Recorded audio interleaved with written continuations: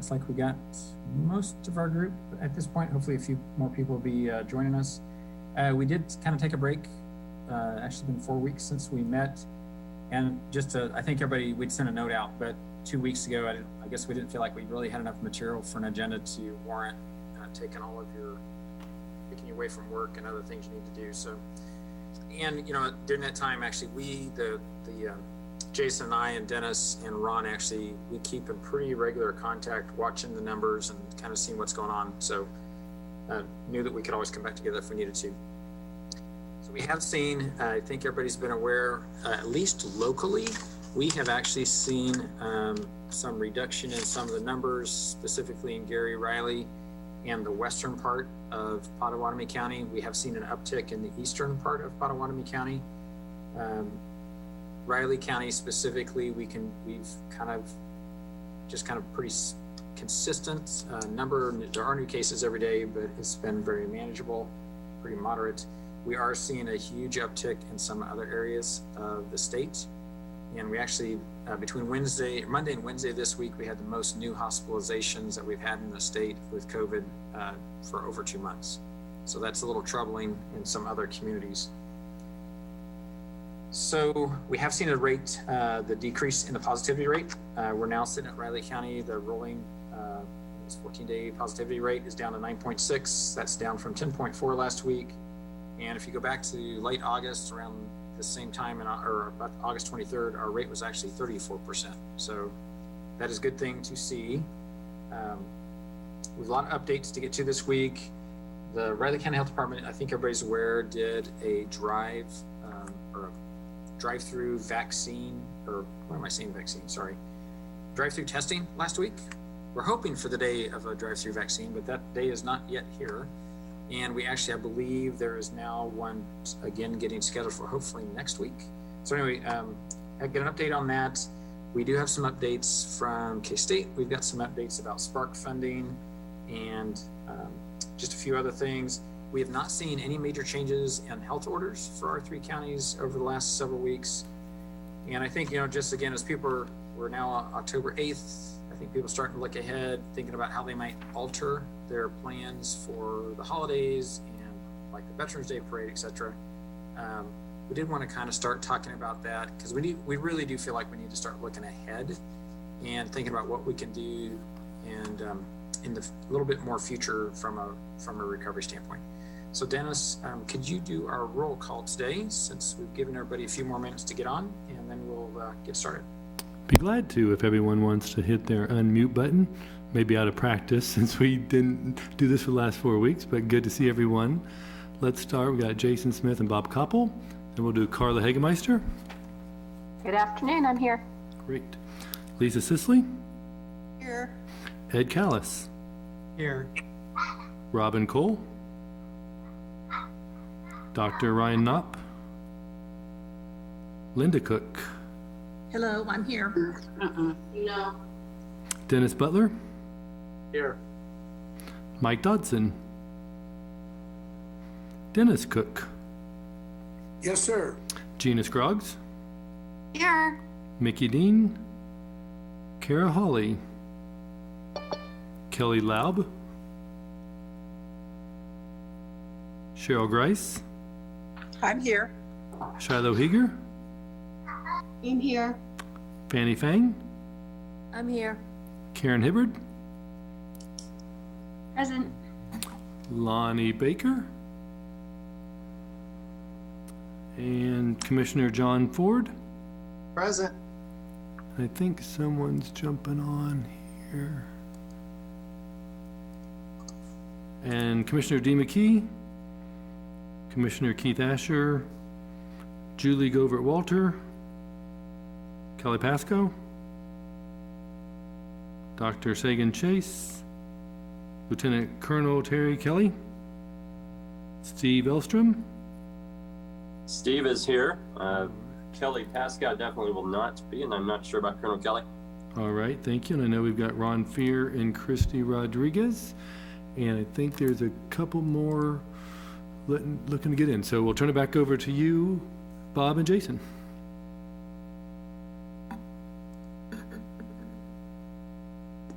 We're going to start first just with some updates, actually from the health department, case USD 383. So we'll start maybe with Ed.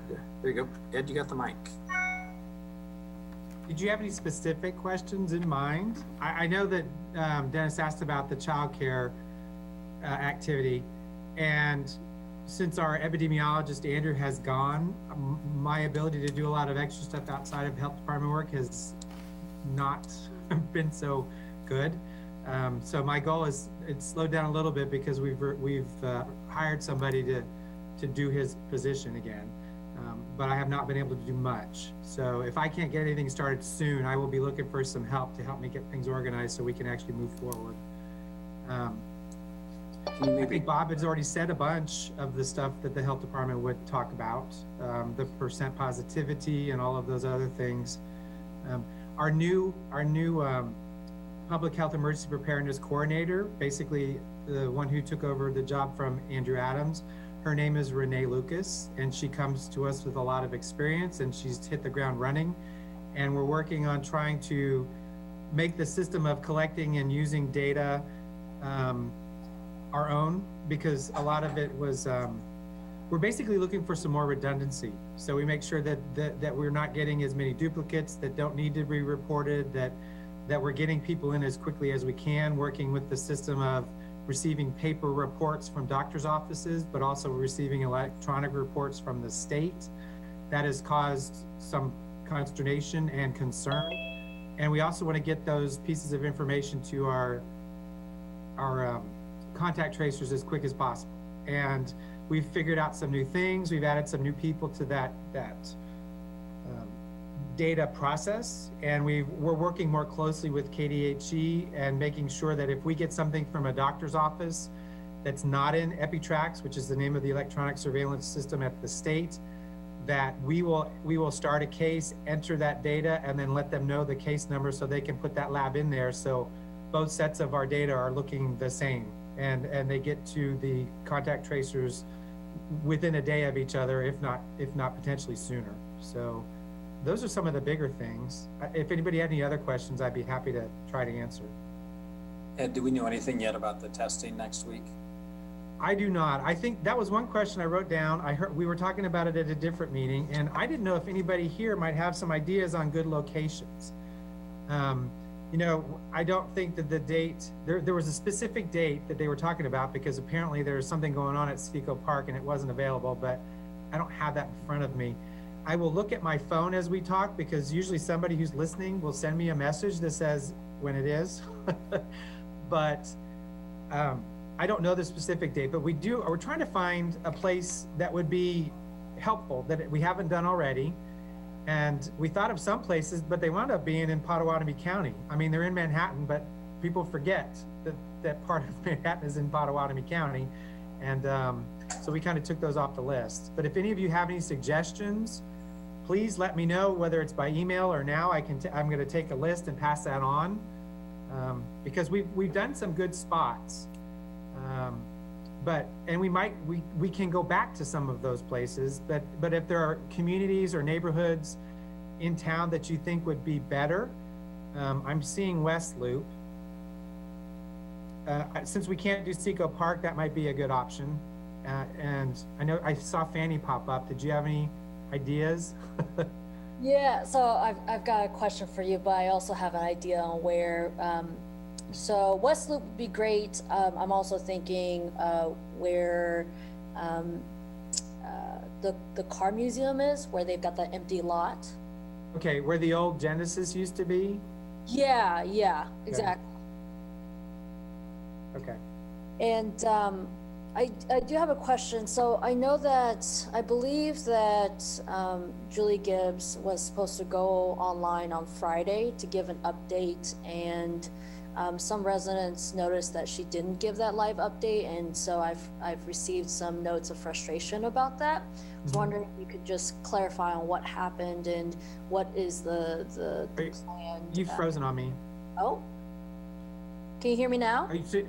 I hear you now, yes. Okay, great. Like I mentioned before, I don't know exactly, because I'm not as in the loop as I was before, because we've got more people being able to help, so I've been able to do some of my other normal job. I do think that, I think it was just once a week she was gonna do the update, and I thought it was Wednesdays, but I may be wrong. So I think I can talk to the PIO and the other people that, that need to get that information out to remind people of those things. There is, like I said, a transition period between Andrew and Renee, and this whole, especially building redundancy, so we have backup. So if something happens to one person, like they go and move somewhere else, we don't have to worry about that as much. So I think that's part of the issue too. We want to make sure that the data is as good as it is, and if it needs to change based on an in-depth analysis of duplicates or whatever else is happening, that we can get that all taken care of before we make one announcement instead of doing it in little pieces, because that seems to bother people. So we're trying to get the data as clean as possible. And what that looks like in the end, I'm not sure, but that is what we're working on. And as we do it, we're still sending out data based on, you know, absolute values, but not on specific values. So it's going pretty well, but that might be something that I can have, I'll talk to Julie about, just that it's more clear to the audience and the community that these are the days to expect this information. Sounds good. Thanks, Ed. Okay. That's all I had, unless anybody else had any questions. Hey, Ed, Lisa had asked if the volume of testing has been going up or down, just in general in the community. I believe it's going up.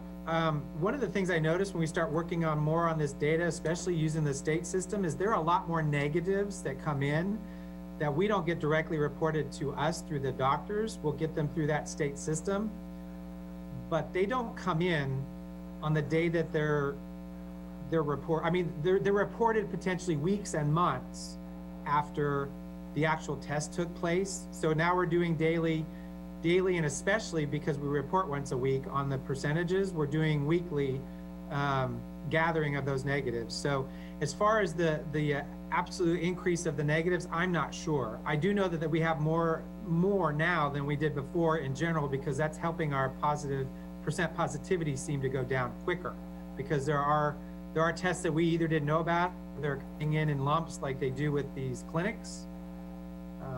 So I think the number is increasing, but that's definitely something that we can look at. That's not really been a measurement that we've really negative tests have always been in relationship to positive tests, not in absolute comparison to each other.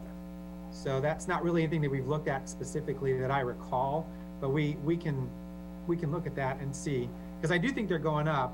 And we've had sometimes at some of those drive-thrus, we had 500, almost 600 at one of them. So that definitely makes a big difference.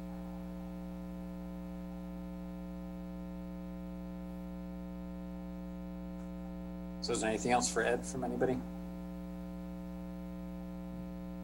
Well, thank you. We bet. Hey, Linda, did you want to give us an update on things at K-State and any feedback after the first two football games? Sure.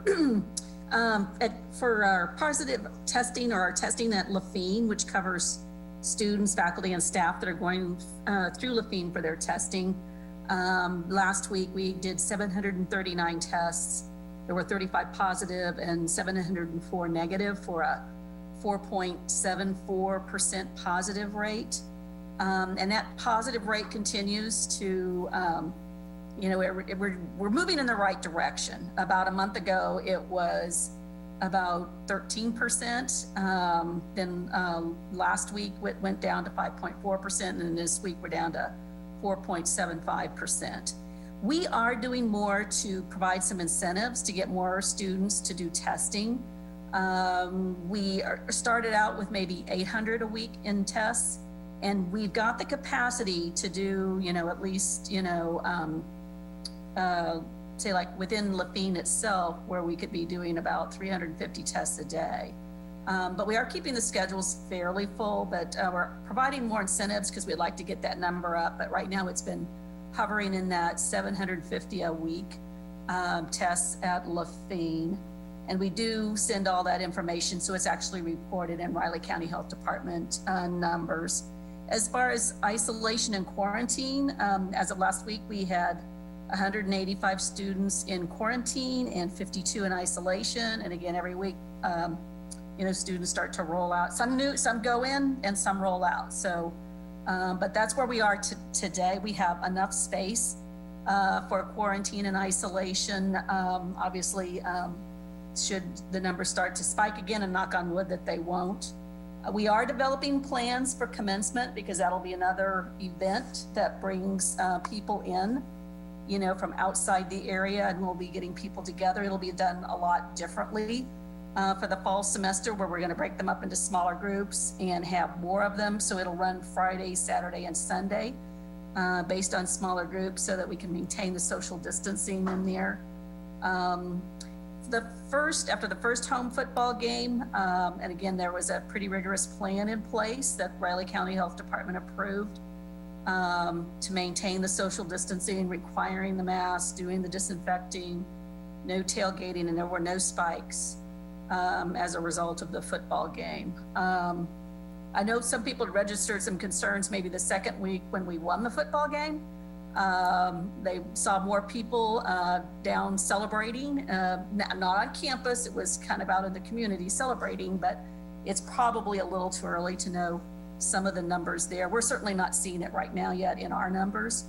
And again, at this past game, the game that we had just this past weekend, the social distancing was maintained very well. Students did a good job, and whenever cameras panned the stadium, the people were wearing their masks and maintaining their distance. So things seem to be going well as far as the football games. We got the basketball games that they've got a similar plan worked out. We are doing, and we still meet twice a week, our leadership group, to look at our numbers, look at what's going on. We are watching, what cold weather might be doing to us, how we might want to reevaluate our plans and our event planning as cold weather drives more people indoors. And right now, many of our events really are outdoors. So we just want to keep a good watch on that and make sure that we're doing the things to avoid any spike as it relates to cold weather and bringing more people inside. That's really about it, unless anybody has any questions. Linda, I've got one for you. This is John Ford. You talked about the 700 or so tests that you're doing basically per week. Are those new tests? Are those duplicate tests?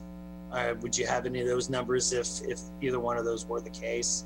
I don't have the breakdown on specifics, but the larger percentage of them are going to be new tests. Okay. And some of those are surveillance testing too. Well, we will take a group from a residence hall or a different organization and bring them in. So what we're doing too is telling, students, if you need to come in for a retesting, we don't want to do them because we recognize with the incentive plan, people could come in more frequently.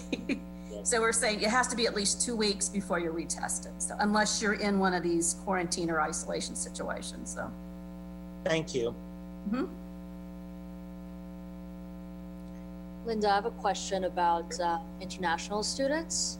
Right, So that overall there's a 4% drop in enrollment at K-State this year. What is that for international students? Because with my own business and other businesses that cater to international students, we've seen a huge decrease in traffic in our businesses. Right, and the drop in, well, number one, our enrollment overall is down. And that's not just K-State, that's across the country, it's every university. So we're seeing numbers down everywhere. Whether or not we could tie it to COVID, I don't know. There's not a correlation there, but definitely the numbers are down as they're down for the entire university, so. Thank you. Linda, do you know why the enrollment, like at the community colleges and tech schools, dropped even more than the colleges? It was like multiples. Yeah, I don't know. No, the Board of Regents might have more on that. And a lot of it, remember, we're taking a hard look at, what are students doing if they're not going to college, whether it be a technical school or community college. For a while there, everybody was running to jobs. So I don't know right now with the pandemic if there are many jobs out there that are available for them. But yeah, I mean, it's definitely And I think some of the data is showing that students just want to take a year off and figure out what they want to do. But there's not any specific answer to it. At least not that we have, but there could be at the Board of Regents have maybe done a little more analysis on it. Does anybody have any other questions for Linda? Okay, well, hey, thanks, Linda.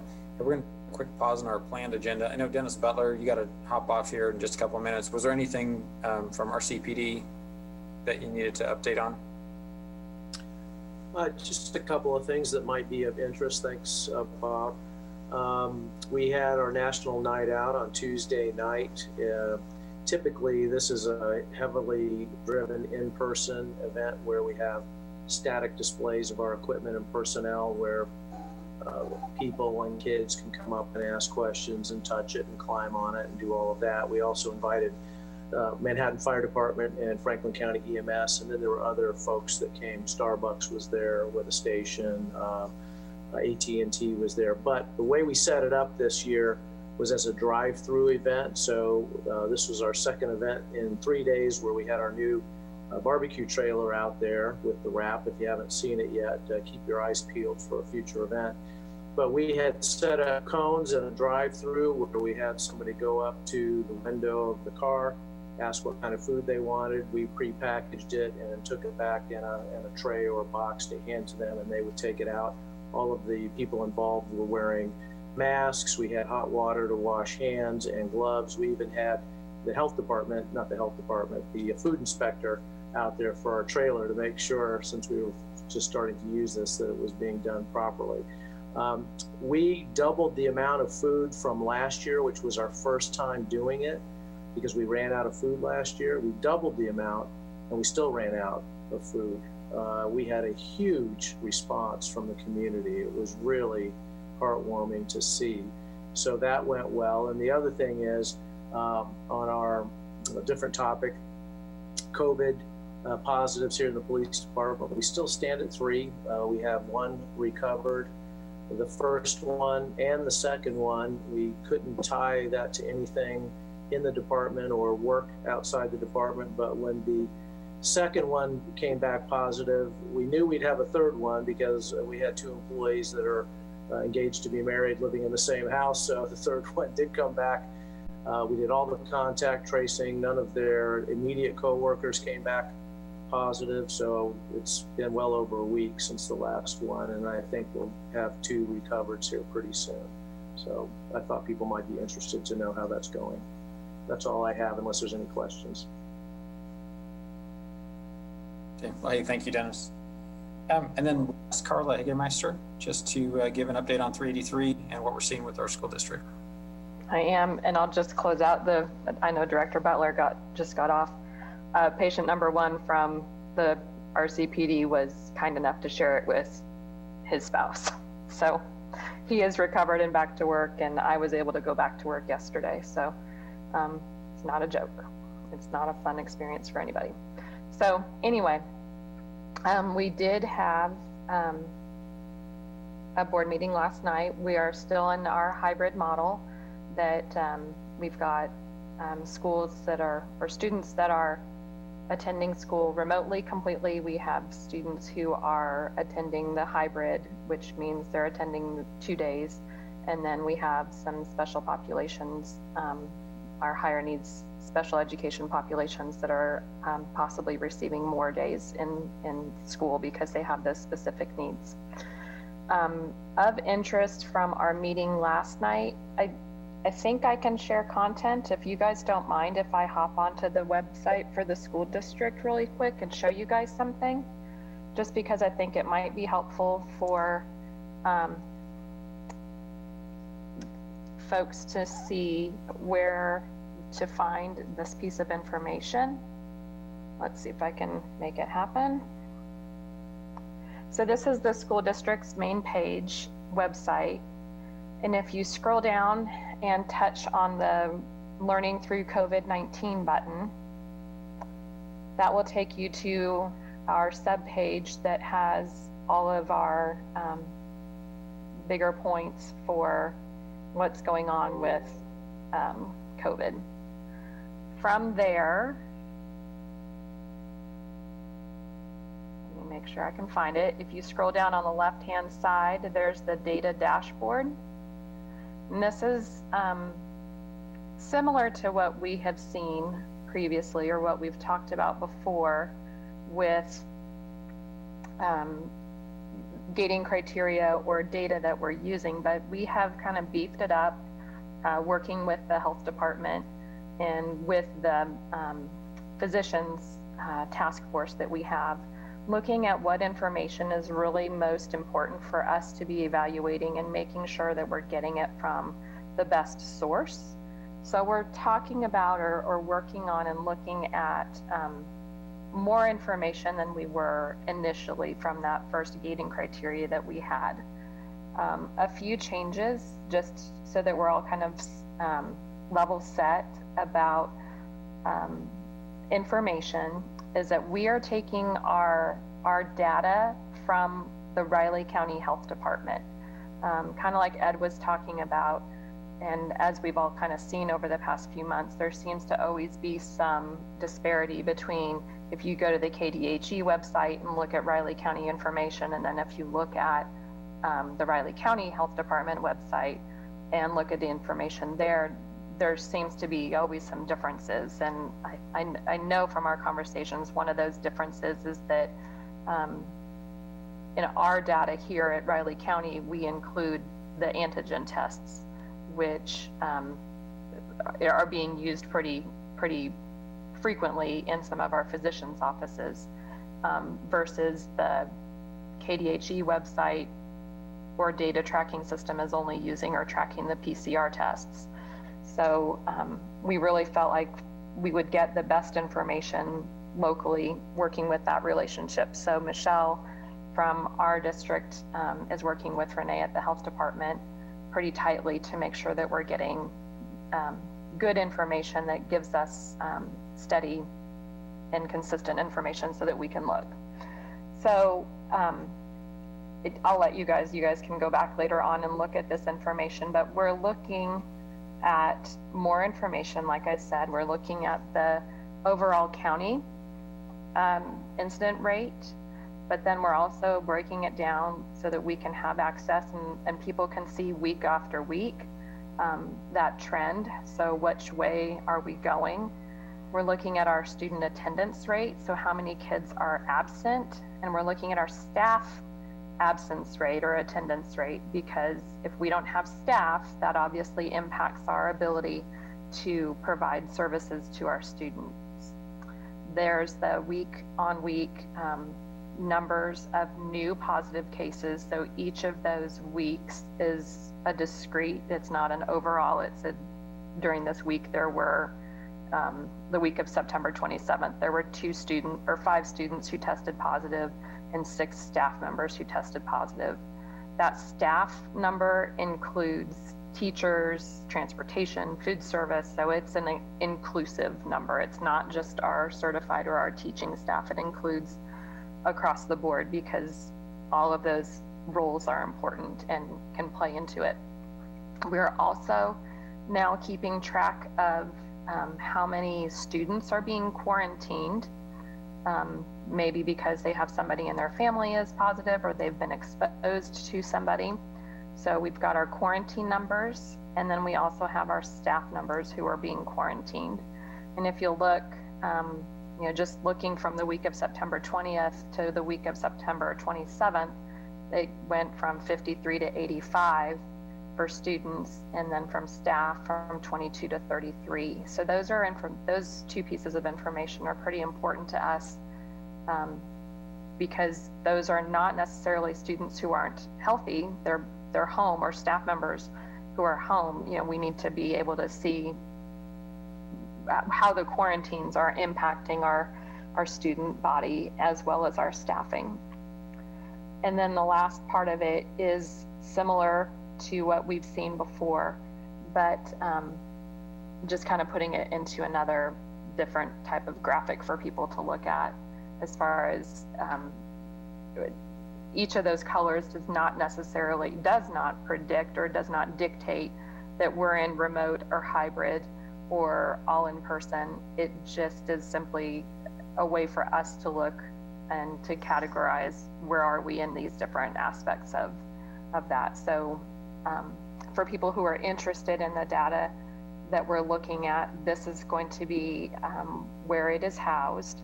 And I believe that the goal is to get it posted on Wednesday afternoons. Yes, it should be updated on Wednesday afternoons for the previous week. And that's just simply, it takes a little bit of time for us to get information back on the staff from the week before and get all of that data so that we have all of the pieces of information that we need. Have a little bit more, but I'm going to stop sharing the screen unless somebody has a question that they want to ask about this piece while we still have it open. Okay. So the second part to the update maybe that people would be interested in from our conversation last night was an update from Dr. Wade and his team about where we're going or where we're hoping to be moving to with the status of where we are right now with how hybrid is going, how our community rates are improving, but being careful and watching where things are. We are hoping we have a goal set for a November 2nd possibility of moving back to 4-day in-person instruction. It will be very dependent upon our community and continuing to do the things we need to do to keep our numbers low or get our numbers lower and keep them lower. And then also working through various just logistical issues that come into play with this. So the goal being that November 2nd, the end of our quarter is October 22nd. And October is always kind of a weird month for school. It's always the end of the quarter. Oftentimes there's parent-teacher conferences. There's the holiday next week on October 12th, Indigenous Peoples Day or Columbus Day. So it's always a time period where there's kids that are in and out of school just for different professional development and so forth. So looking towards the end of the quarter as a defining mark for changing the instruction model, giving us time and our teachers time to plan ahead and looking at what changes we need to do and what modifications and how we do this as safely as possible. Giving the community time to bring that rate down further and then hopefully hold it down at that lower rate. And just some of those logistical issues for our food service. If we're going into where we have more students in person, that increases our food orders for school lunches, school breakfasts, and it's about a 2-week turnaround time that we need in order to get that increased order processed and moved in so that we have adequate food for everybody for lunches and breakfasts. So that is a goal. It is not a guarantee. We will be back on the October 21st board meeting for them to give us an update and hopeful, further next steps for that. But we know that the hybrid model is a struggle for folks educationally, and that we've got that push-pull or that constant tension between trying to do everything as safely as we can, but also recognizing that our mission is the education of our kids. So those two things, just in this environment, are oftentimes at odds with each other or in tension with each other. So figuring out ways that we can increase the service or increase the educational outcomes for our kids while keeping as many tools and as many protections as we can for our safety at the same time. I think that's probably about the best update I can give, but I'm happy to answer any questions as well.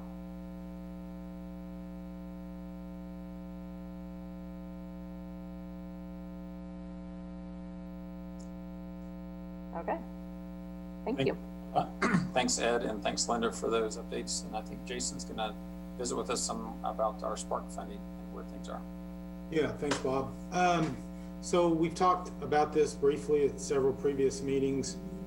Just want to update everybody on some of the Spark funding opportunities that have been out there. Obviously, there are a number of people on this call who've been involved in these programs. If you want to interrupt, if I say something wrong or something needs more information, do not hesitate to do that, because I want to make sure that we're getting out the best information possible.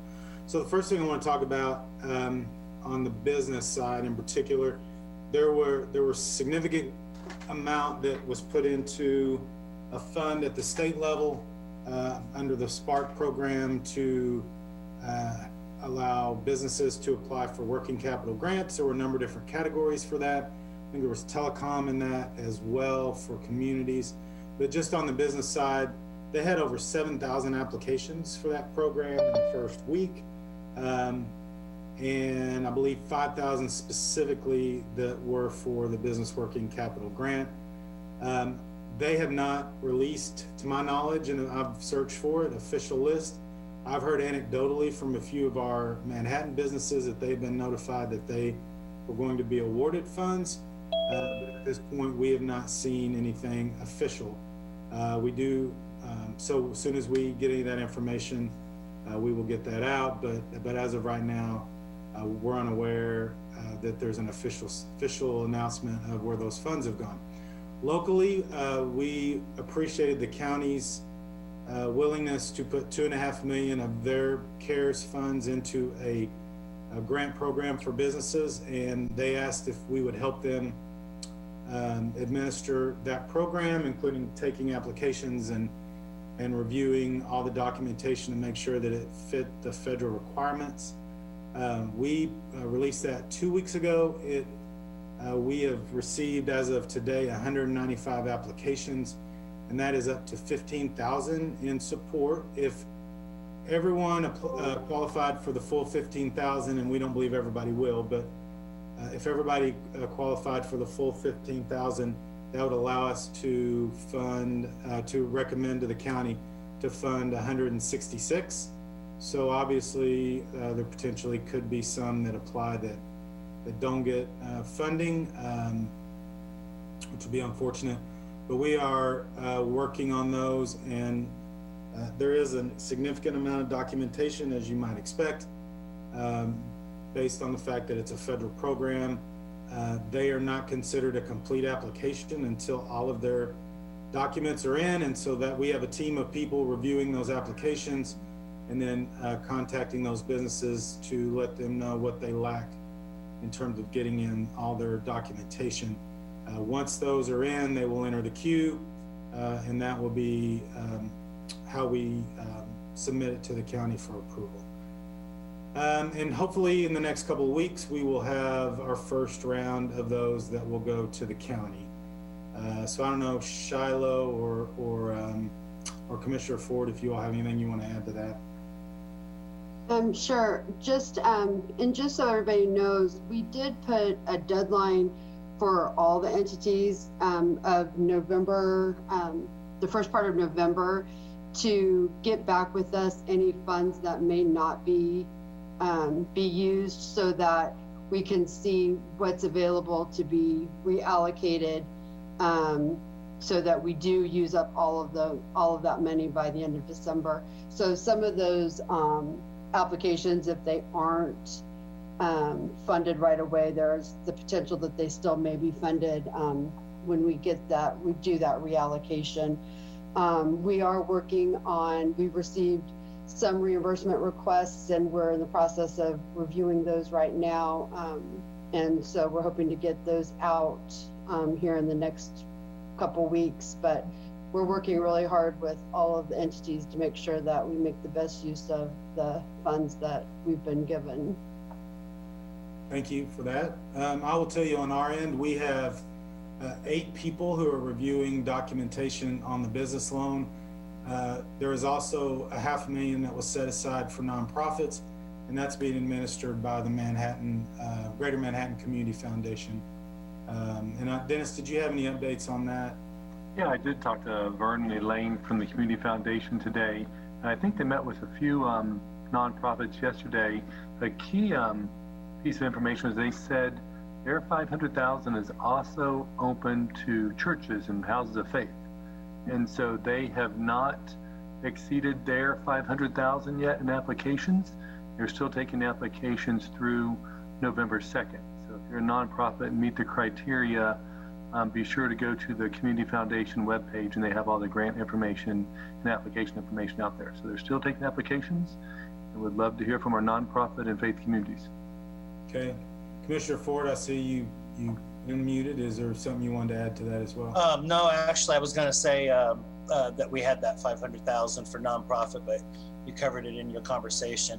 I am curious, Dennis, if maybe next meeting or somewhere between now and November, if we can get Vern on or somebody from the Greater Community Foundation to discuss some of those things a little bit more specifically. Yeah, well, he's on before, so we'll ask him to join us again at our next meeting. Okay, thank you. And I'll remind everybody on the business loan program, we're still taking applications. So just because you get your initial application in after 195 have come in, if your documentation is complete, you jump ahead of the people who don't have their documentation finished. So don't be discouraged by the fact that we've already had initial applications exceeding the amount. As Shiloh said, there may be additional money, but some of these applications are I think people just kind of put the name of the business and the amount and assume that would be their placeholder and they could get the rest of their documentation, and that's not how the program was designed. You have to have all your information in before you're considered a complete application. So you can find that application on our website, or you can call our office and we can help you through that. Just want to briefly, and Dennis, feel free, or Ron, feel free to add in, but the City of Manhattan is using Spark funds to partner with the Manhattan Emergency Shelter to distribute $210,000 in rent and mortgage assistance.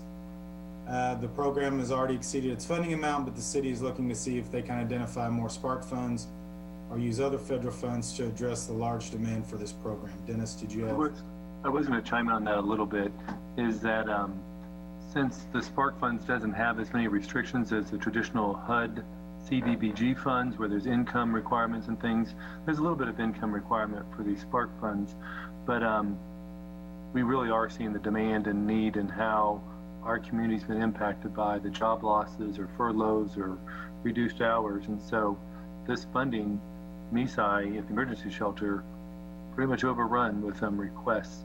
And so we are seeing what we might be able to do to either use some more Spark funds from our city allocation or tap into the CDBG HUD funds to see if we can get some more relief, because we see the demand is greater than what we originally anticipated. So the emergency shelter is still, like you said, Jason, taking applications, but they're doing them in order. And if more money we can make available through Spark or through HUD, then we'll go down the list and address those additional requests. Jason, I have a couple of comments on this particular subject here from our National Steering Committee meeting last month through NACO. They've indicated that right now the United States as a whole is behind on rent and mortgage about $25 billion, and they're estimating that it's going to be in the neighborhood of 75 to 80 as we get into 2021. Now, I don't have any specific numbers of how that may impact us here locally or regionally, but with 55 to 57% of our housing market being investment property and rentals, I would assume that's going to be a very, very large hit and something that we're going to probably have to collectively continue to discuss and find some ways to fill in some gaps, because a lot of this funding isn't going to make anybody whole long term. So when the eviction and rental and the moratoriums come off, it still may not help a lot of people, even with a little bit or just some incremental assistance. So that's going to be something that we're going to have to continue to look at, I think, and continue to develop a plan and a strategy and find some funds to be able to do, because it's going to be very impactful. Okay, and I'll remind everybody, and I know Dee's not on here, but Potawatomi County has their own programs. If you are a Manhattan business or any other Potawatomi in Potawatomi County or other Potawatomi County businesses, I would encourage you to either call Jack Alston at Potawatomi County EDC or one of or your commissioner, and they can help you with what programs they have. So looking ahead, the State Spark Committee is working on their third and final round of funding and have prioritized public health, essential needs and services, which they're calling housing stability, and then business resiliency and workforce support. And I know childcare is being part of that. So stay tuned, and hopefully that will come out soon. One other item of note, U.S. Senators Jerry Moran and Pat Roberts have introduced the Remove Impediments for a Successful Economic Recovery Act to extend a coronavirus relief fund deadline to December 31st, 2022. So hopefully we'll see some movement there, although the fact that anything getting done right now at Congress may or may not be realistic. So any questions on that before we move into some of the other local issues? Okay, so we highlighted a few of the things coming in to help, although we know we still have a lot of people who are struggling. We know a lot of the business community is struggling. We did get some good news, and yet this week we had a company announce they were locating to the business park, and that's a company called BevHub, and they'll hire up to 40 people at a well above average wage for Manhattan. However, retail and restaurant and travel and tourism in particular have been greatly impacted. And so we've seen layoffs, hours cut, and so that has a net effect in our economy. The city sales tax decrease is fluctuating and is down about 5%. And so all of that is impacting all local units of government and the community at large. So I think we're going to talk about travel for a moment. Just a few items before I turn it over to Karen Hibbert.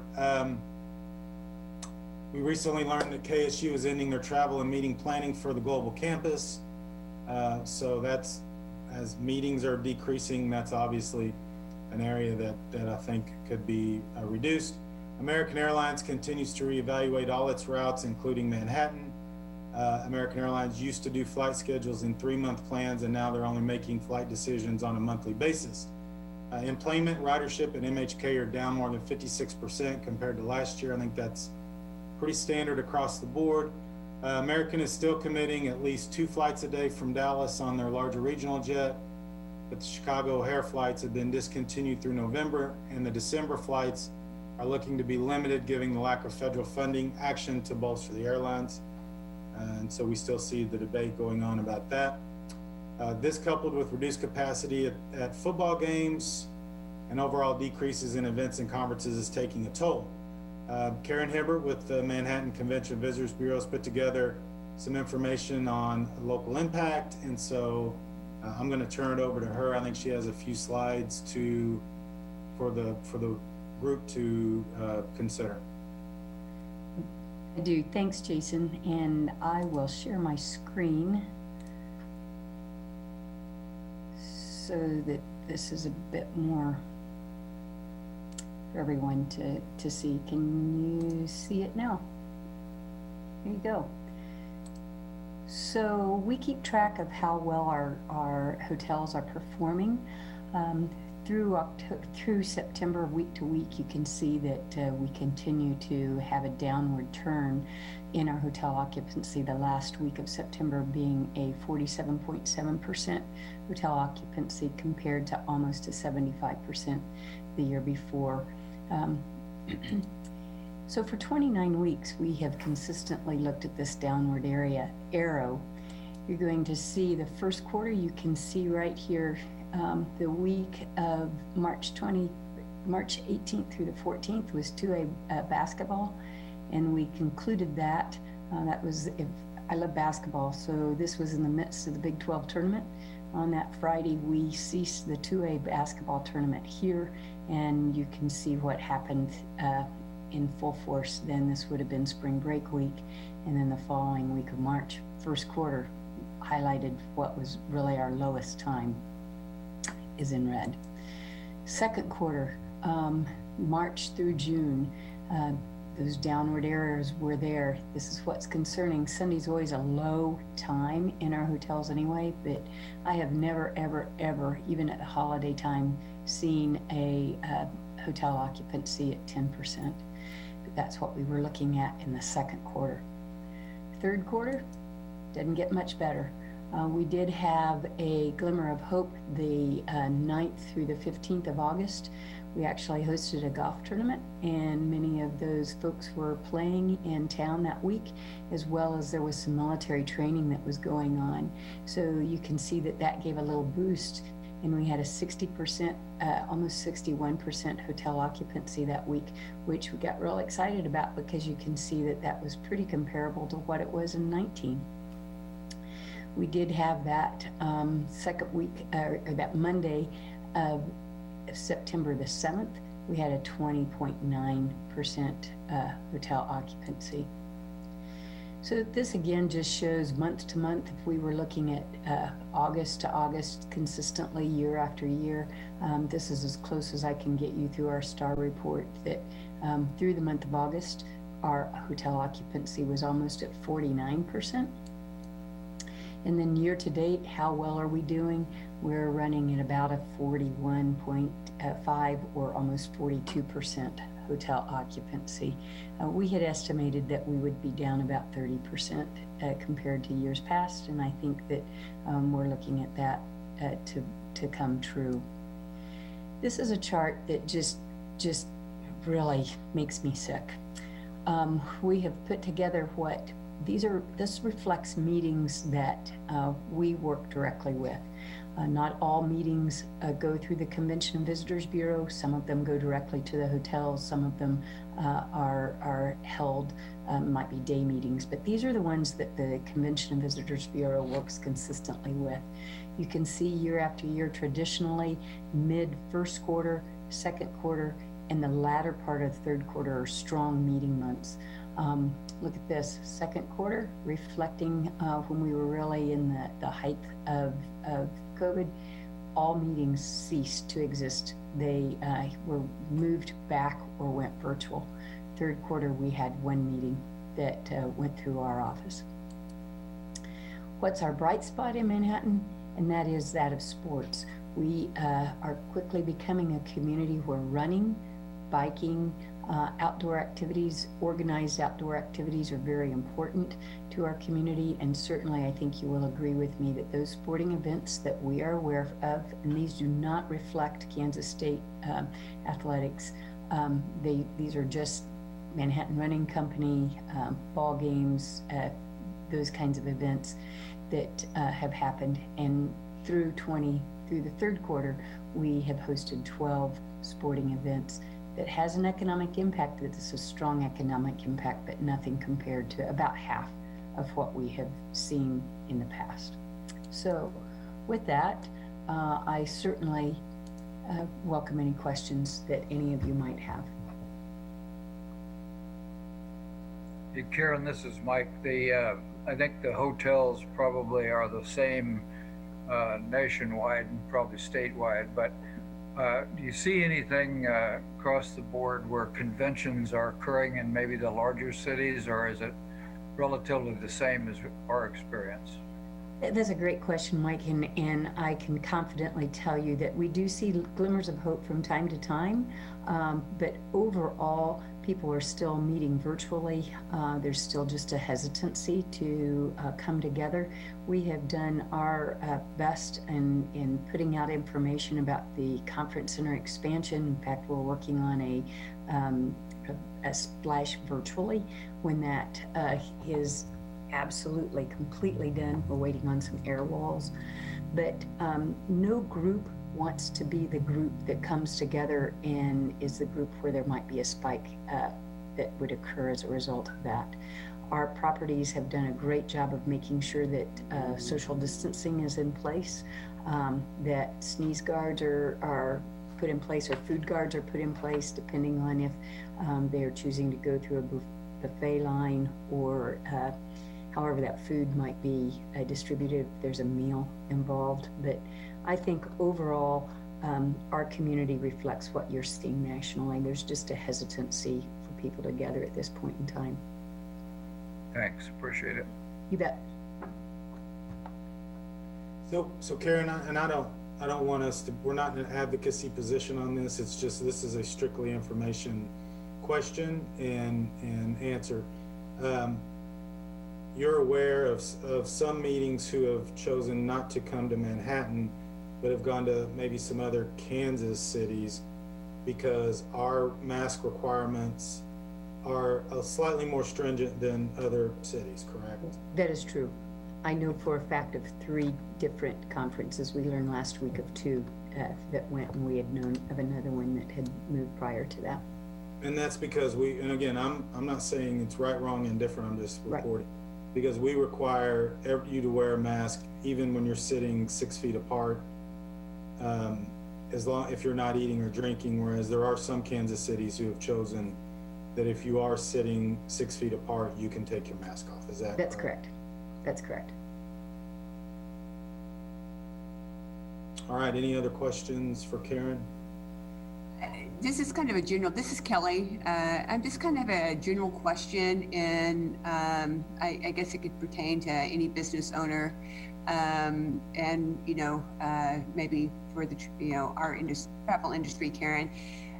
You know, such as, have you had any inquiries in, you know, parties, groups, wondering, like, as, you know, any building where they may go to have a conference, if that company or, you know, hotel or whatever is using any kind of, let's say, like some kind of ultraviolet, you know, sterilization method, or recirculation through HVAC, you know, or things of that nature. I'm just kind of curious if you or anyone out there has gotten any of those kind of inquiries. Sure, Kelly, that's a great question. And again, I think the easiest answer is, as we work with planners and assure them that safety is of utmost importance for them, they understand that, but there's just a hesitancy to come together in a large group gathering of people. So I have yet currently our first meeting that of any large size that will incur overnight stays for several days is now, what we are aware of is in April of this coming year.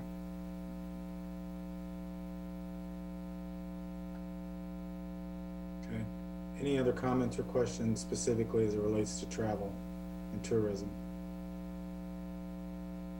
All right, so I think, and I believe Dennis let everybody know to come prepared for this, but, and I would ask Bob to join me in this discussion as well, so we kind of do this jointly, but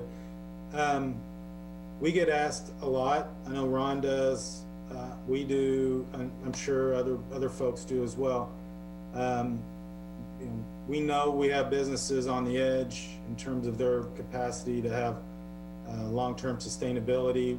I was reading something today about restaurants who are operating at reduced capacity, but their bills stay the same, and we just have a number of different. We're specifically talking about the business community at this point. So, what is it that we can do as a community, and if we get federal funds, state funds, if local funds become available, what is it we can do as a community to recover quicker than maybe we would otherwise? And I think this is a brainstorming session, right? I think it's ideas, thoughts, and there's no bad answers. So any thoughts or ideas from this task force about ways to help the recovery go faster? Well, it's Kelly again. You know, I can only address this from, you know, our perspective, you know, the restaurant end. You know, here we are at 50% capacity.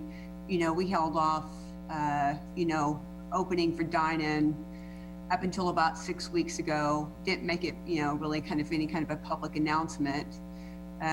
Only had, our bar area and our patio area available.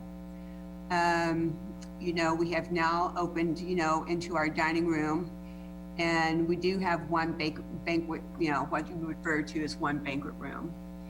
But we're keeping, this room typically can hold 40 people. We are pretty much letting people know that we're not going to take parties larger than 20, due to, the capacity, the space in the room, and the overall capacity of the restaurant. In talking with, customers, our customers, whom are, getting curbside delivery, either through, our online meat market, where we do, ready to eat meals along with, meat and sausage, and things of that nature, as well as, curbside for, just our regular menu. Many of our customers are telling me that, they just don't feel comfortable, going into an enclosed building and dining in. And, they've been really endearing, in asking almost every time that, I go out, or, Sarah and Meredith go out, how we're doing. And, the reality is, which I'm sure all of you, can understand and probably can relate to, is that, we cannot survive, doing 50% capacity. We cannot survive doing curbside service. And, with the funding that we've gotten, to be quite frank, I don't know if we're going to make it until the end of December. And, certainly, at the beginning of the year. I know that my husband and I are not terribly comfortable, going out to eat either, unless, we know, we have gone out a couple of times in Lawrence because we know the couple that runs this business. And so I just don't, in listening to, what other restaurant industry, people in other areas, are talking about and exploring, the outdoor dining, building, more, once we get into the colder weather, having to invest a little bit more, maybe into, dining outside.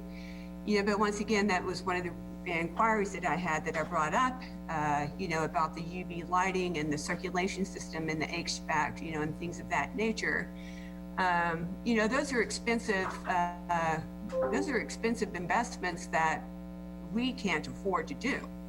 And so I guess, my inquiry maybe to each of you is, what is the expectation of or desire that would pull you to go and dine in at any restaurant in our community? And I guess, how is it that we can make you feel safe, coming in to eat inside, after knowing that we are taking precautions, requiring masks, diligent sanitation after every time a table leaves, we are, sanitizing it as thoroughly as we can, going around, even, in the women's room, rather than 3 stalls, we have 2 stalls open, the middle stall is closed to give that distancing. Reservations, we're requesting reservations, to be able to, not have customers walking in and, hanging out in the lobby, waiting to be sat. So, with all of these measures, being implemented, we still have, our community afraid to go out and afraid to dine in. And so I guess, I'm just wanting some feedback and how our industry can make everyone feel like it's safe to go out. So thank you. Thank you, Kelly. So Kelly put it out there, and I'm not one of those people who's nervous about going out. I mean, as long as we take precaution, and I feel fairly, I don't go into a situation where I don't feel comfortable, but it's not just the going out part. Is there anybody who has experience with this, either their own or friends or family, that has insight on what would it take to get people to feel safer? Kelly, have you done a social media campaign on, because I know you recently just reopened your dining room. Have you intentionally posted about all of the safety measures you're taking? Fanny, I wouldn't say that we've gone so far as to,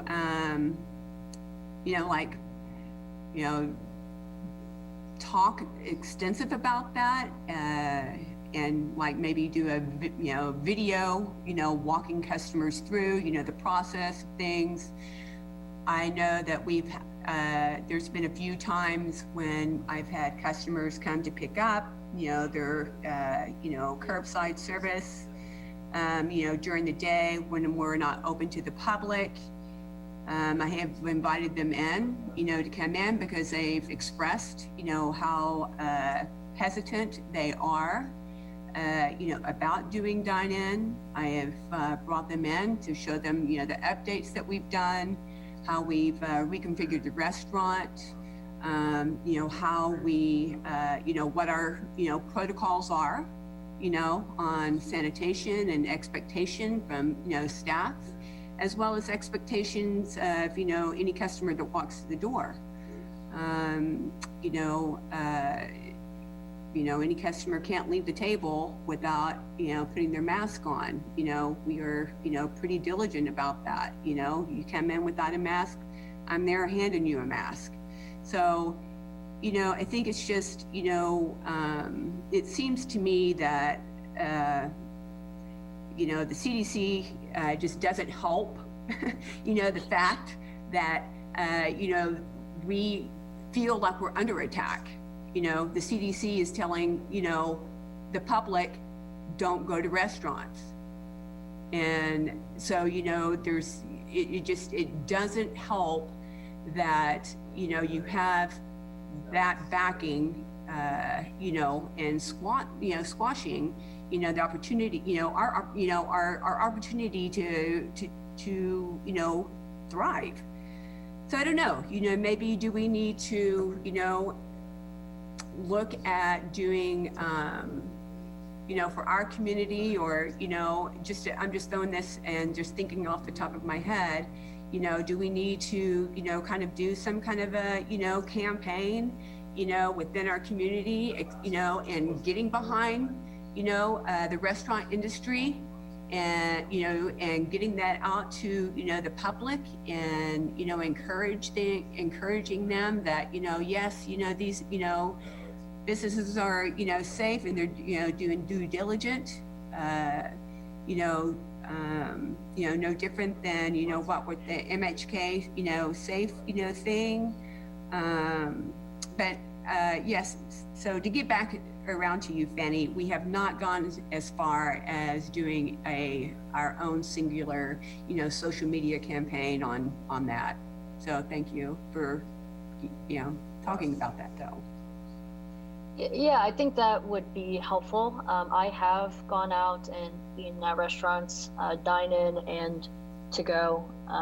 And, the first thing I do is look at their social media and see, because it's easy to put something on, it's easy to put words on a website. It's another thing when you show that, and visuals are very powerful. So I think that might be helpful.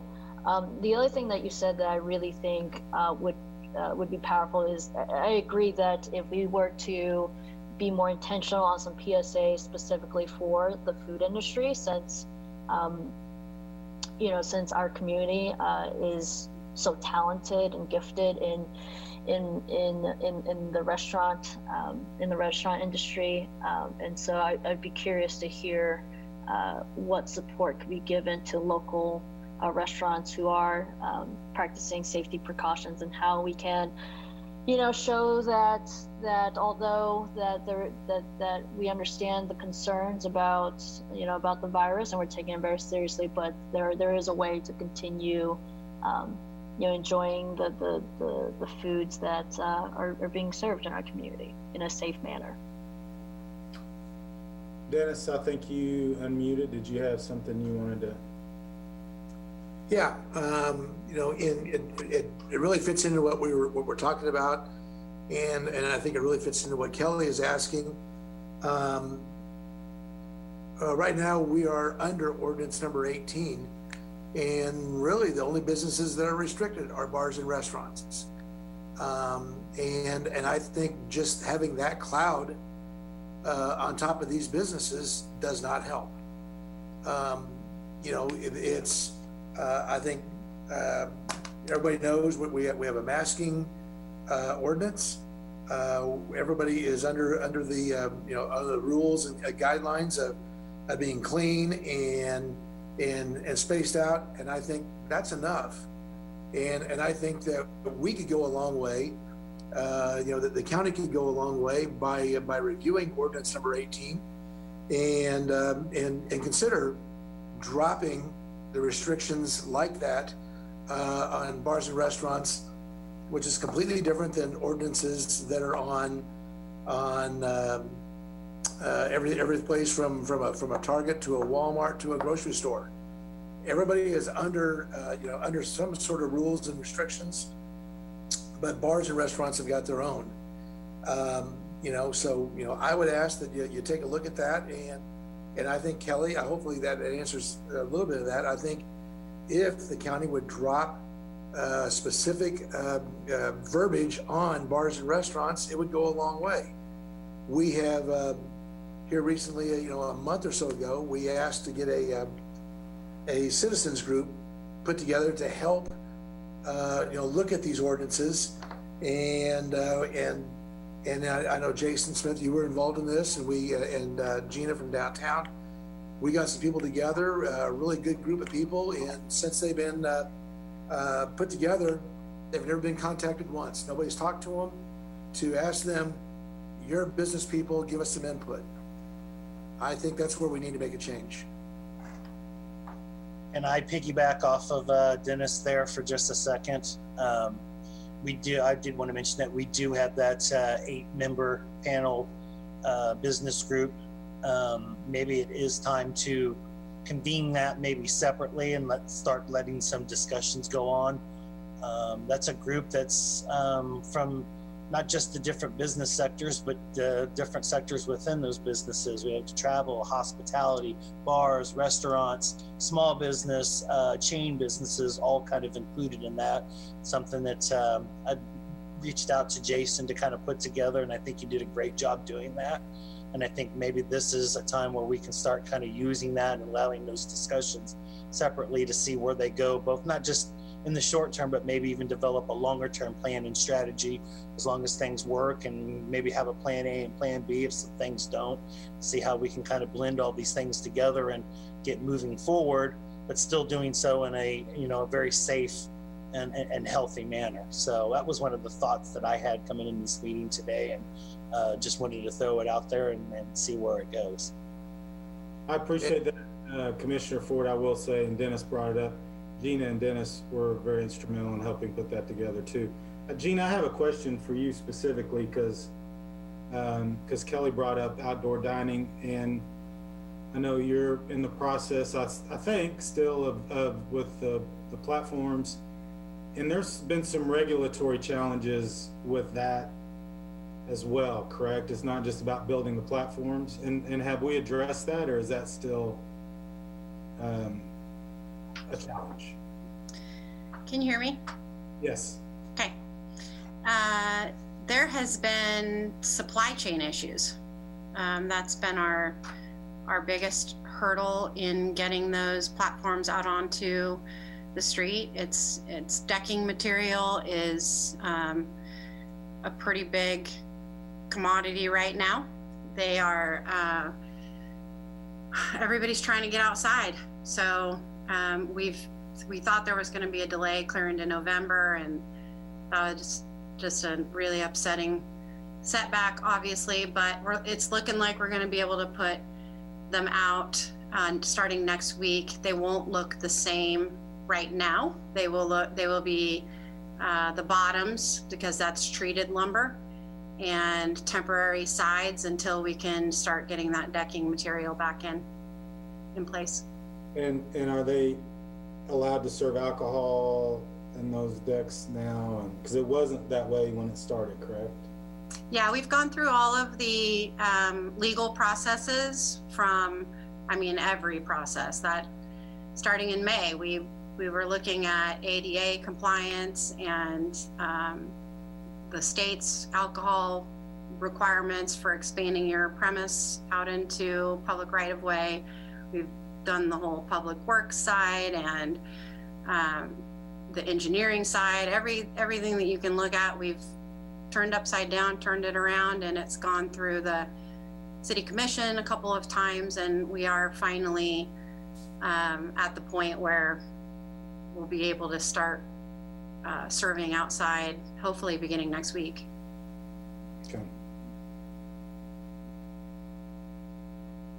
Gina, I just wanted to say that merchants over in Lawrence came up with some pretty ingenious ideas on how to set up their outdoor area. That might be something, if you can't get your, gentrified look, pulled together, that might be something, to kind of maybe look at and, go with.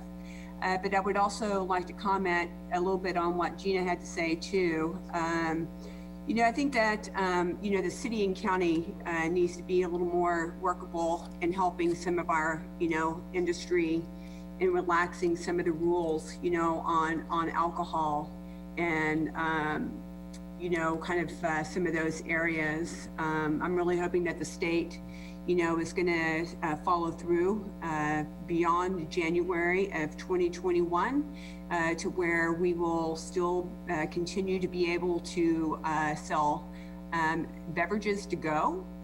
That is something that definitely has helped, some of, our, bar and, restaurants. However, once again, it is not a viable option for survival, but it does at least, help to keep, our doors open and to keep us out and relevant within the public. So yeah, thank you. But I also want to follow through. I want everybody to understand that we respect what the guidelines are, and we are going to follow through at the 50% capacity, 75% capacity, whatever it may be. We're going to follow through on that because it's, we want to make sure that not only do we keep ourselves healthy and my staff healthy, but we want to make sure that we're contributing to keeping, the public healthy as well. So I do want to clarify, and just to make sure that, that we are on board with that, but we're just looking to, just for a little more measure of, I guess, help in some way.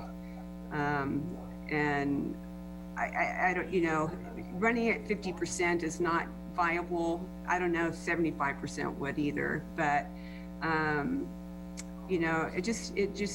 think if we just kind of got on board, as, doing that PSA and really trying to get out there and, helping our community members, feel safe going out to dine in.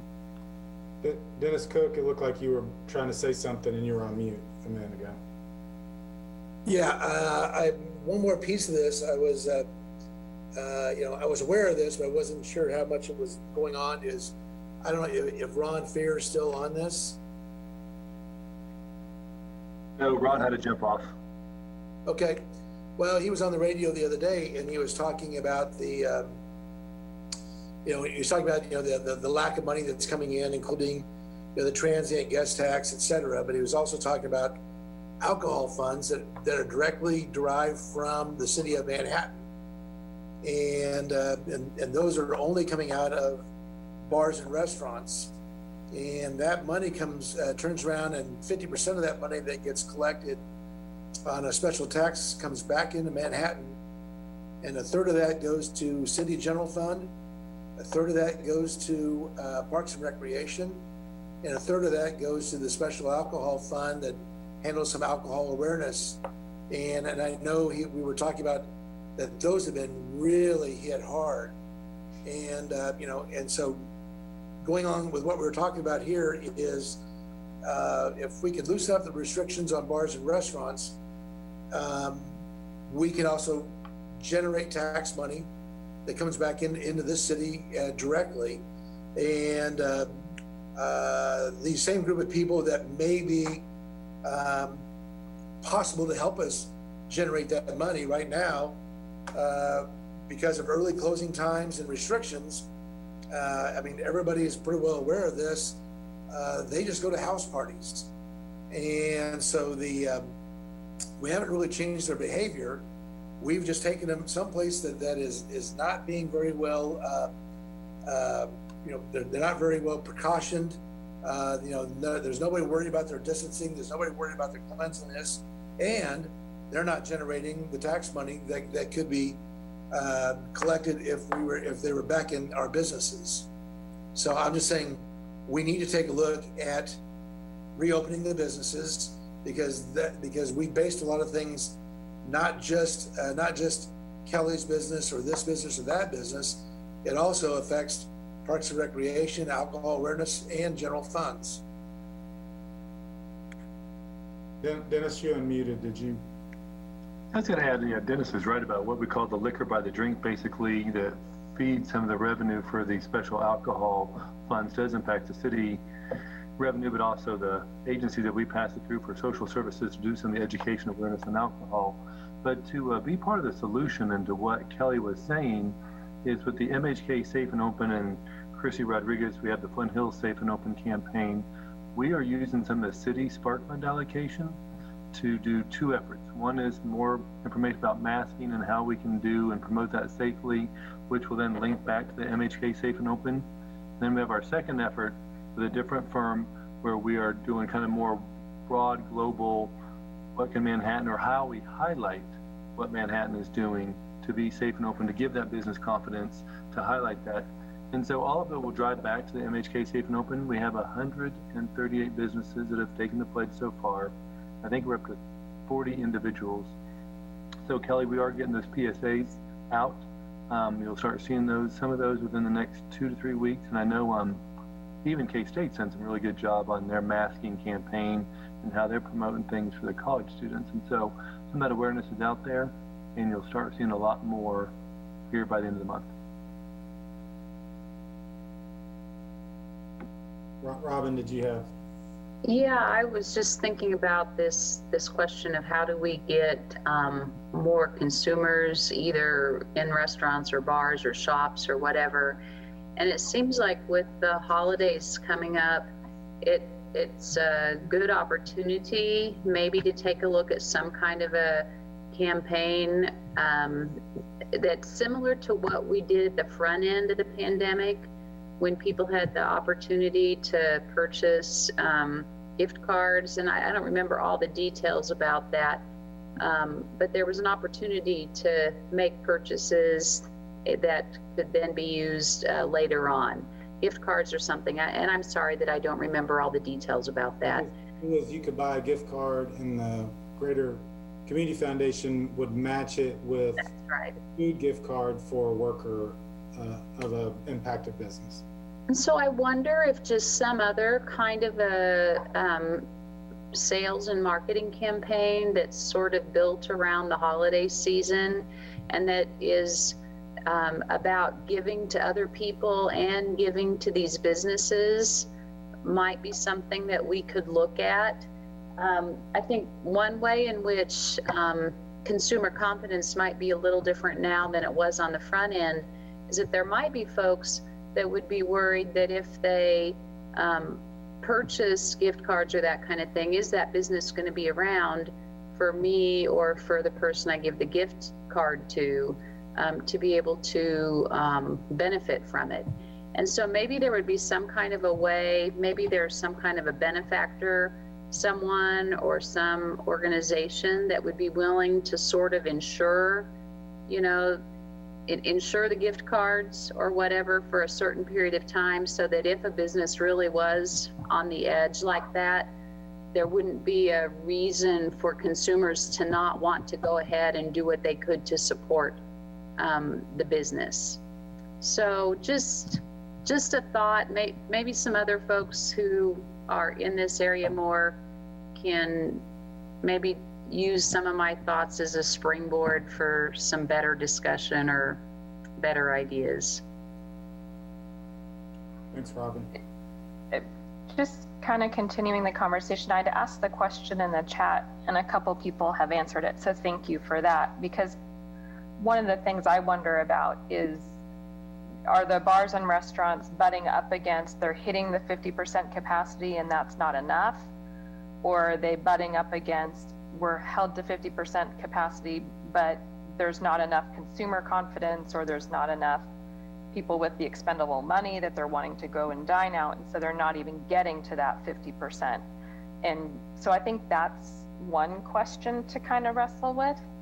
But then I also, I guess then would just give some feedback maybe from our family's experience at this point, is that it's not so much that I don't trust what the business owners are doing, it's that I'm not necessarily comfortable with what the people at the next table over or the other people within the business are doing. So and maybe I've gotten some bias because I have somebody in the family that works in a restaurant and comes home with this customer stories about that sort of stuff. That my concern as a consumer is more about the other customer behavior, not so much the business owner, which I know doesn't really help you guys a whole lot.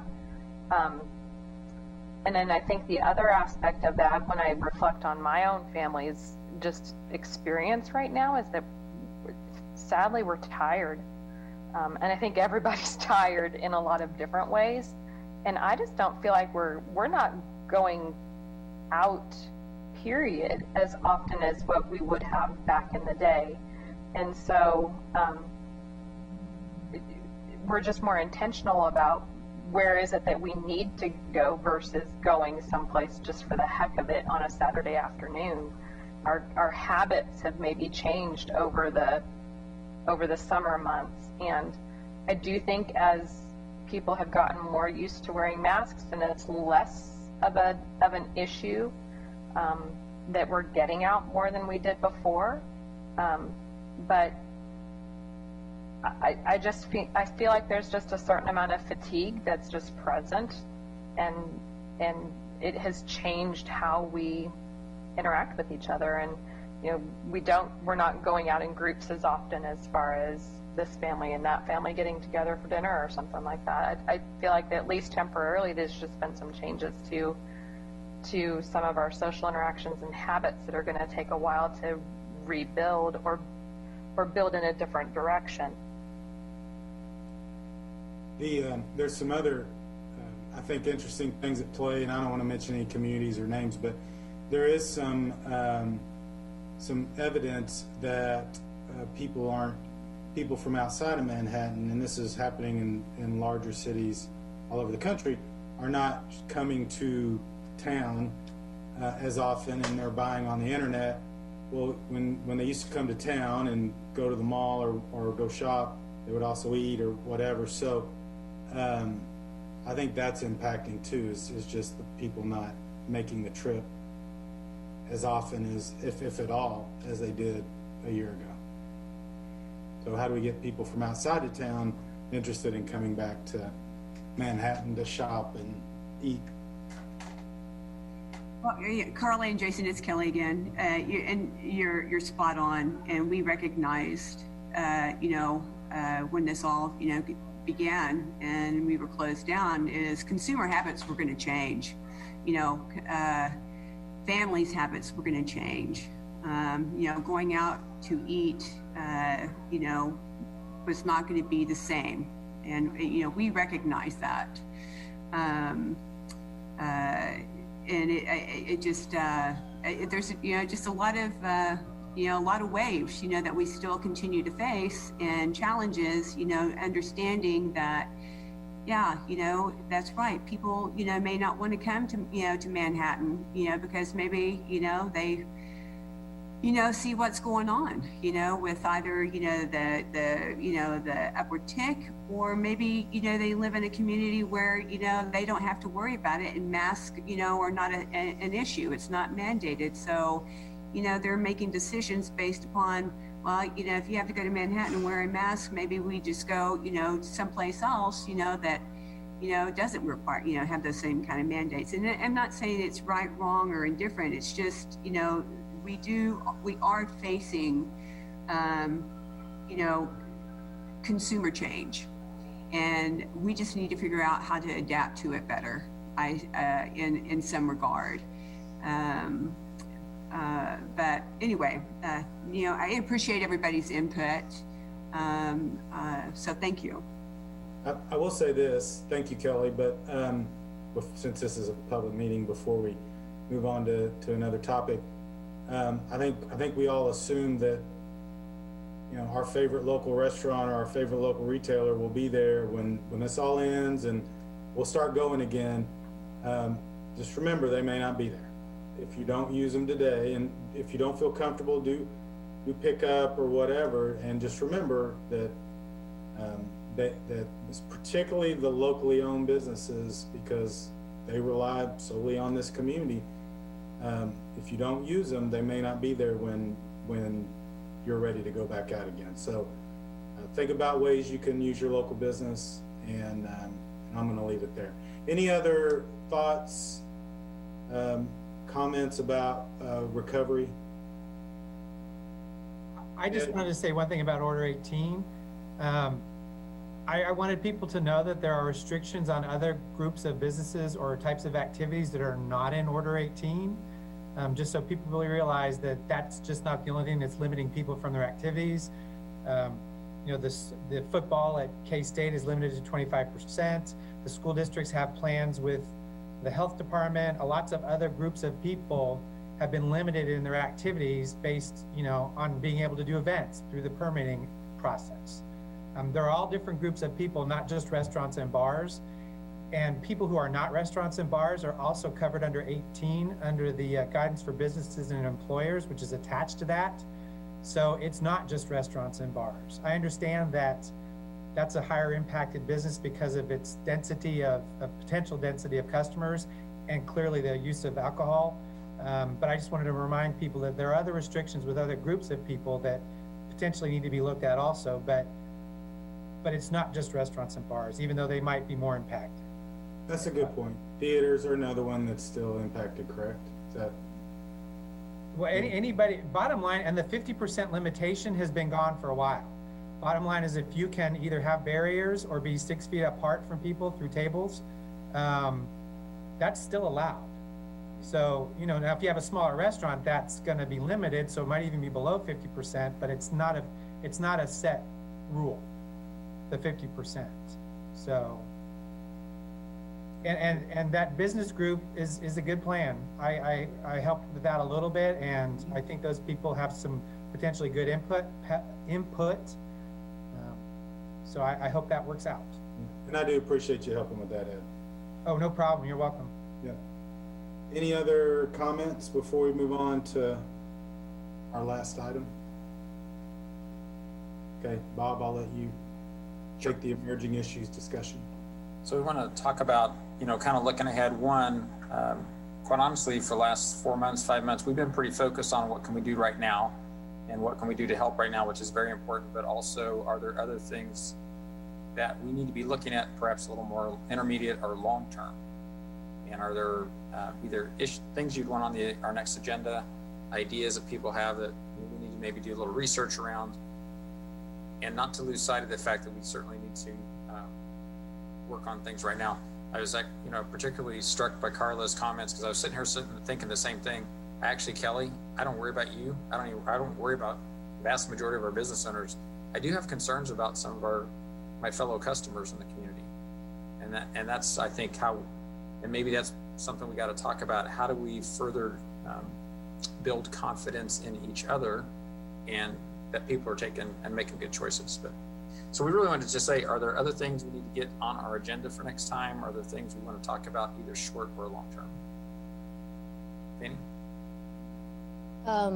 So I've heard this group mention this business group that was formed, and I just want to say that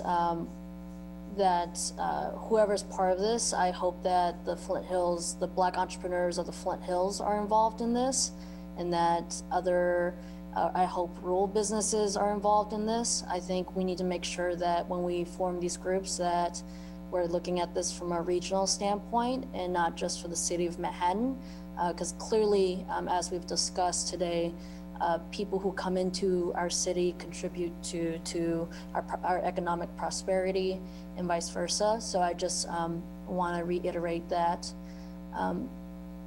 Yeah, and Christy, I figured once I said regional, you would chime in, so take it away. Well, sure. So I kind of feel like a broken record over the last couple of months. We have CARES Act dollars that we were awarded. We thought we would be awarded in the beginning of July, and it took a long time, but we finally have it. And what that funding is to do is to help build our capacity to help with developing the long-term strategies for recovery and resiliency for the entire region.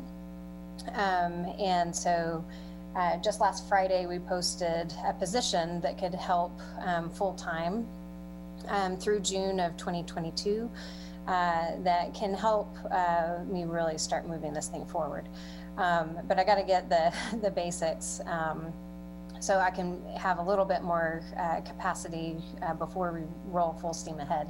So I think my main challenge is just the timing in the conversation, but I feel the pressure, and I know I need to have a plan, because my thought process is we have to, from the funding source, we have to cover the entire economic development district, which is these 3 counties, so Riley, Potawatomi, and Geary County, but also Wabunsee County, Chase County, Lyon County, and I guess that's it. Morris County, did I say that one? So what we're going to be doing is forming a group, but everyone's needs are different. And so I've been involved in processes similar to this where you can come up with multi-jurisdictional plans, maybe per county, so that the conversation is more relevant to that county. So all the things that Riley County may be talking about, because it's more urban, may be completely different than what Wabunsee County would be talking about. So I'm going to be structuring that in a way that makes sense for people to want to participate, but also do so in a safe manner. So there will be some level of a group formed, and I've been thinking through how that pairs with the task force. I definitely don't want to do anything that's duplicative. I want to be able to utilize the task force as it's appropriate, but then also to make sure that everyone feels included, maybe beyond the task force as well. So I kind of see it going in a couple of different directions simultaneous to get the input that we need to feed into that process. I don't have a timeline exactly, but I do know that we are going to be updating our plan over the next few months. And the resiliency and recovery efforts portion of the plan can either be its own section of our economic development plan, or it could be incorporating elements throughout the plan. So I guess all that to say, more to come soon, and I'll be able to outline in a little bit more detail what that might look like here soon. I think another important topic for us to consider long-term recovery-wise is how much has the pandemic changed how businesses are going to do business in the future. for higher education is going to change a lot. For people working at home is going to change how businesses do businesses, and what they're allowing to have happen, in their own office structures and their business structures. So it's getting our arms around that and understanding how that will impact our businesses going forward, and how it will impact the kind of jobs we may have in Manhattan versus people that could be somewhere else. And we may also have people living somewhere else but working in Manhattan because it's done more virtually now. So, and there are some things in economic development, creating jobs, and making sure we have the infrastructure needs set up in Manhattan are important. So I think there's going to be some things on what can Manhattan do, and we get the community support behind it. And I'm not trying to be political here, but there's a sales tax ballot item that is going to impact our future. And we need to make sure people understand what that means, and then they could make decisions when they go to that ballot, and when they go to vote in November, because those will have having those funds will be important to the future of Manhattan and to the region. But I think when we come out of this pandemic, I know for higher education, a lot of higher education will be a lot different than it is today. And we all just need to prepare for that and figure out how do we make sure that Manhattan comes out on the strong end of all of it when we do grapple with all these changes. I know that a couple days ago in the Mercury, they reported that real estate sales were up by like 12%. And we're seeing that across the state as well, because people are investing in their homes to have larger office spaces. People are just staying home because it's the safest place. And so one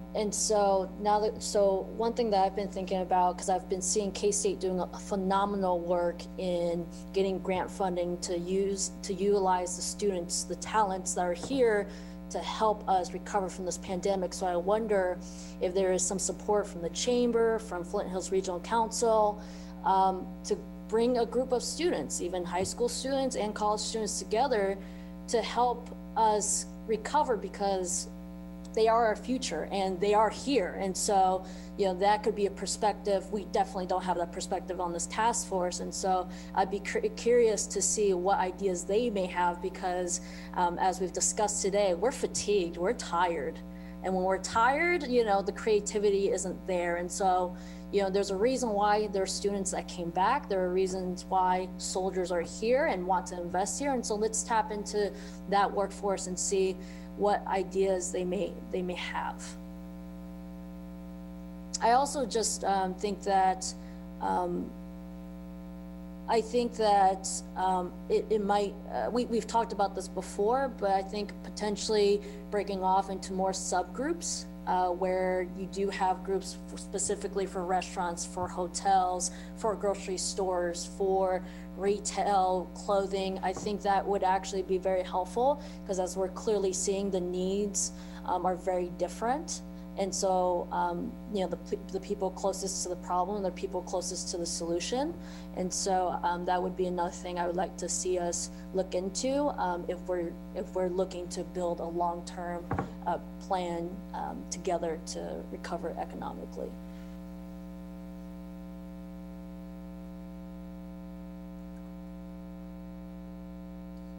Any other thoughts for future agenda topics?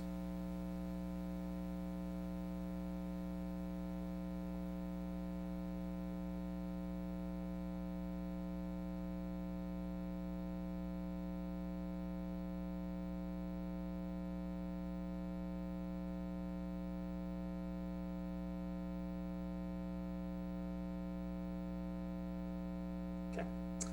Well, Jason, do you want to wrap us up?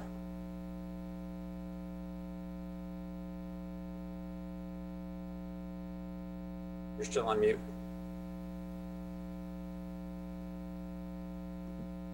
All right. Well, our next meeting's in 2 weeks, and should be on your calendars. And I guess with that, we will dismiss. Thank you all. Thanks, everybody. Good luck, Gina. Thank you, everybody. Appreciate the feedback. Thanks, Kelly. bye.